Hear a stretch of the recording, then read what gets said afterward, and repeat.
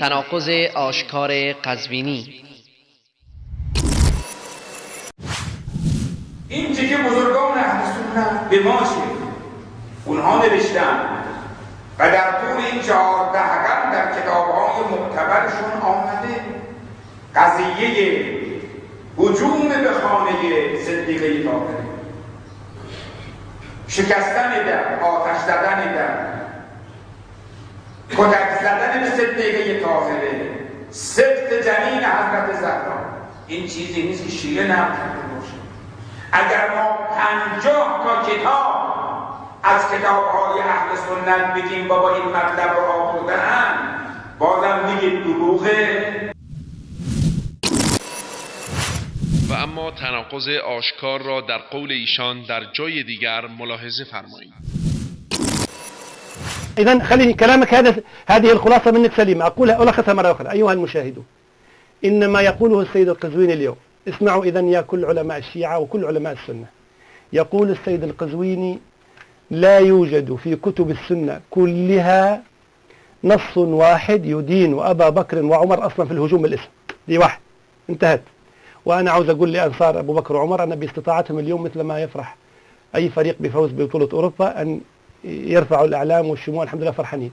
الحاجة الثانية، يقول السيد القزويني إن الدليل الوحيد في كتب أهل السنة على حصول كسر الضلع وإسقاط الجنين هو حديث يرويه الجويني ينسبه للنبي صلى الله عليه وسلم، يعني قبل وقوع الحادثة، ويقول لبنته إنه سيحصل لك كذا وكذا. الحديث رده هو مشوار. هذا كلامي لا أقل ولا أكثر. الله ينور عليك، يا سلام علي اليمين. مش عاوز أقول زي السودانيين علي كذا مش عارف إيه. نعم. إنك تستاهل أبعث لك من هنا باقتين ورد على هذا الوضوح وهذا المنطق. دلوقتي يعطينا كتب الشيعة اللي تقول اللي تحب تذكرها كأدلة على الحادثة. تفضل.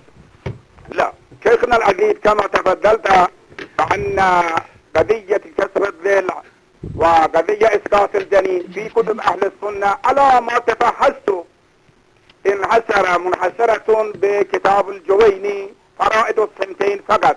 هذا عقيدتي وهذا كلامي.